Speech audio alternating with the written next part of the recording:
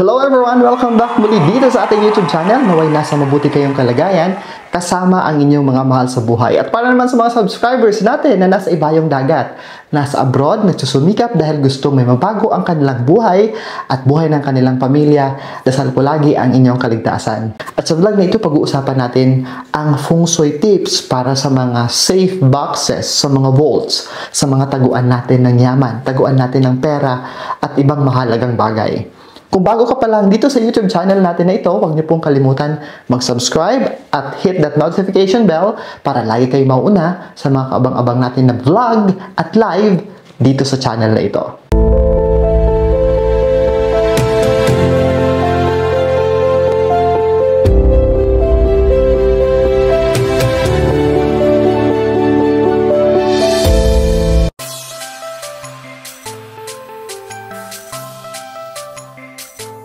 Unang tip, piliin ang pinakaangkop na numerical na password o maswerteng numero para i-activate ang inyong kapalaran sa kayamanan. Palakasin ang inyong mga mapagkukunang pinansyal at bantayan ang iyong kayamanan.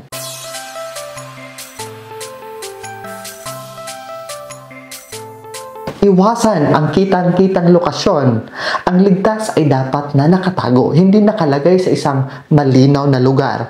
Nakakatulong ito upang mapanatili ang enerhiya ng nakatagong kayamanan. Hanapin ang tamang posisyon ng nakatagong kayamanan. Dapat itong matukoy batay sa chart ng kapanganakan ng isang tao. Ang pagkukonsulta sa isang mahusay na feng shui expert o di kaya feng shui master ay makatulong sa iyo na mahanap ang perpektong posisyon o lokasyon na umaakit ng kayamanan kung saan mo itatago ang iyong safe o vault.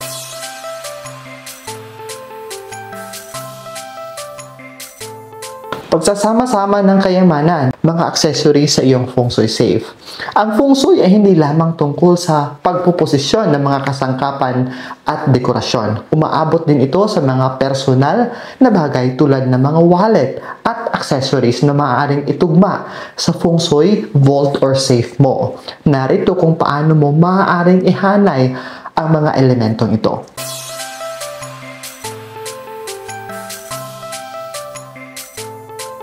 Una, ang feng shui wallet. Ang iyong wallet ay hindi lamang isang tool para hawakan o itago ang iyong pera. Ito ay simbolo ng iyong kayamanan.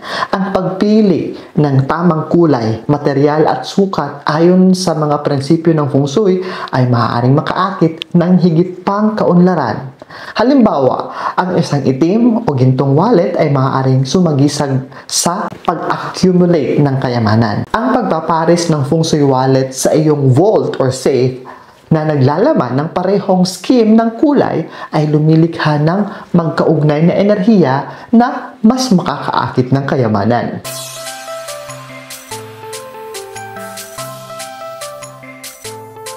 Feng shui fish.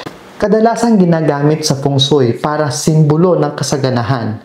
Ang paglalagay ng fish or feng shui fish malapit sa iyong safe or vault ay maaaring magpalakas ng epekto ng pag-akit ng mas maraming pera. Ang umaagos at dalisay na paggalaw ng mga isda ay kumakatawan sa pera na dumadaloy sa iyong buhay, na umaayon sa konsepto ng isang ligtas na patuloy na pagdaragdag ng kayamanan para sa iyo.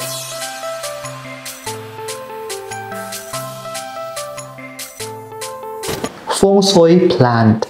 Ang mga halaman tulad ng lucky bamboo o money tree ay itinuturing na nagdadala ng swerte at kasaganahan. Ang paglalagay ng halaman malapit sa iyong safe or vault ay maaaring mapahusay ang enerhiya ng paglago na sumasagisag sa paglago rin ng iyong kayamanan o perang iipunin at naiipon.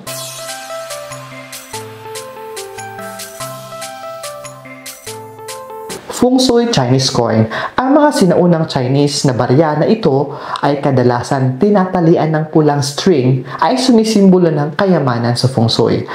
Ang paglalagay ng mga Feng Shui Chinese coin sa loob ng safe or vault ay nag-activate o makakapag-activate ng energy ng wealth o kayamanan na makakahikayat sa katatagan ng iyong pananalapi at paglago ng iyong pananalapi.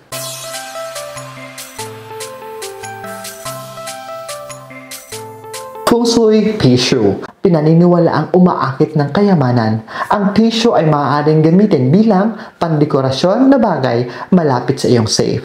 Ang likas na proteksyon ito ay umaakma sa tungkulin ng isang ligtas, pagbabantay sa iyong kayamanan at pagguhit ng higit na kaunlaran para sa iyo. Sa pamamagitan ng pag-synchronize ng iyong Feng Shui safe sa mga item na nabanggit ko, hindi lamang sinisecure ang iyong mga mahalagang bagay, ngunit inihahanay ang iyong buhay sa daloy ng kasaganahan at kasaganahan ayon sa sinaunang karunungan ng Feng Shui. At yan ang karagdagang Feng Shui tips natin pagdating sa iyong vault, sa iyong safe, sa taguan ng iyong kayamanan. Paalala lamang na ang lahat ng mga nabanggit dito ay pawang gabay lamang. Wala namang mawawala kung magsisilbi silang gabay at karagdagang proteksyon.